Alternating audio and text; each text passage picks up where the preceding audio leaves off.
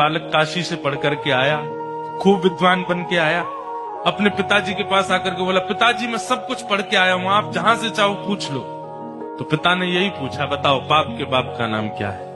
नहीं बता पाया। बोले ये तो नहीं पढ़ाया गुरुजी ने। बोले ढूंढ के आओ कौन है बाप के बाप। बालक ने कल पढ़ा ढूंढने के लिए, तभी 2-3 दिन निकल गए, कहीं से उत्तर नहीं मिला बाप का बाप कौन।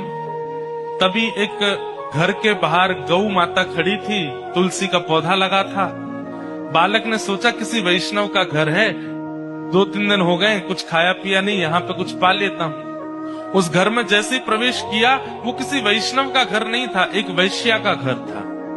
तो वैश्या ने जैसे ही बालक को देखा, ब्राह्मण बालक, त्रिपुंड लगाए, शिखा रखी है, धोती पहन करके, हाथों में वेद लगे हैं, तुरंत वैश्या आई जल का पात्र लेकर के, महाराज जलपान कीजिए।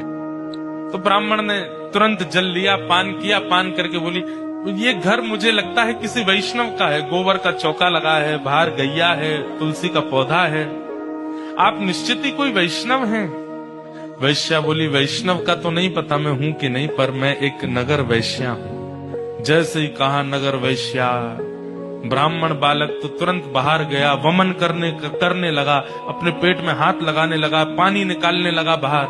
वैश्या बोली, क्या कर रहे हैं आप?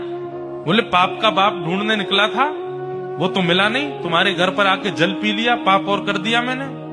अरे तुम्हारे घर का पिएंगे हम, तुम्हारे हाथ का खाएंगे हम। जैसे ही सुना कि पाप के बाप को खोजने निकले थे, वैश्या ने मन में सोचा, ज्यादा दूर नहीं जाने दूंगी, यहीं मिलाती हूं। अब भगवान जल पी ही लिया है आपने, पाप तो हो ही गया आपसे, अब तो आपको जाना पड़ेगा, नदी स्नान करनी पड़ेगी, जनेऊ बदलनी पड़ेगी, पंचगव्य पान करना पड़ेगा, तभी आप शुद्ध हो गए। ब्राह्मण बोले, और नहीं तो ये सब करना पड़ेगा तभी शुद्ध होऊंगा मैं। तो जब पाप हो ही गया है तो थोड़ा और कर लीजिए। बोले मतलब?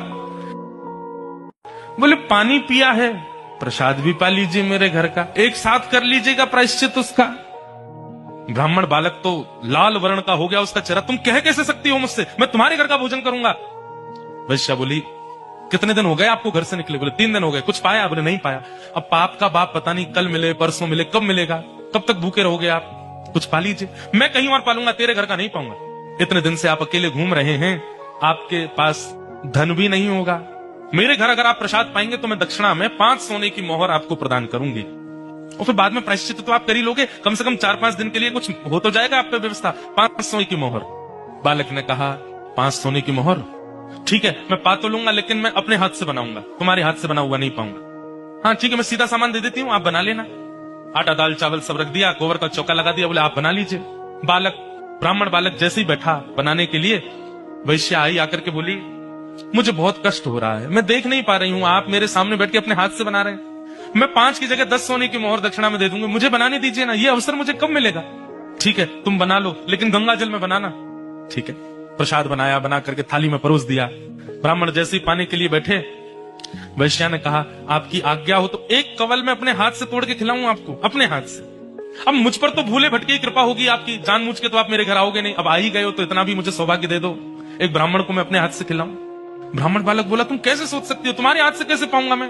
अब मेरे घर का पानी नहीं पी सकते, भोजन नहीं कर सकते, मेरे हाथ का बना नहीं खा सकते, ये सब तो हो ही गया, तो मेरे हाथ से भी खा लो। ब्राह्मण बोले, बिल्कुल नहीं, 15 सोने की मोहर दूंगी दक्षिणा में, मेरे हाथ से पालो।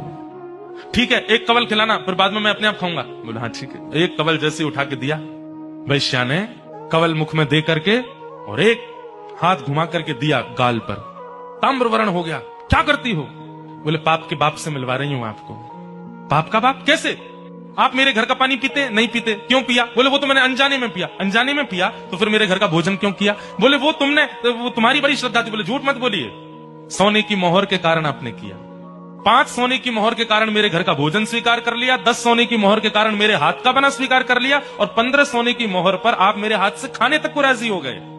अपने पिताजी को जाके बता दीजिए, पाप के बाप का नाम है लोभ। एक लोभ आपसे क्या क्या करवा देता है, ये आप खुद विचार करो।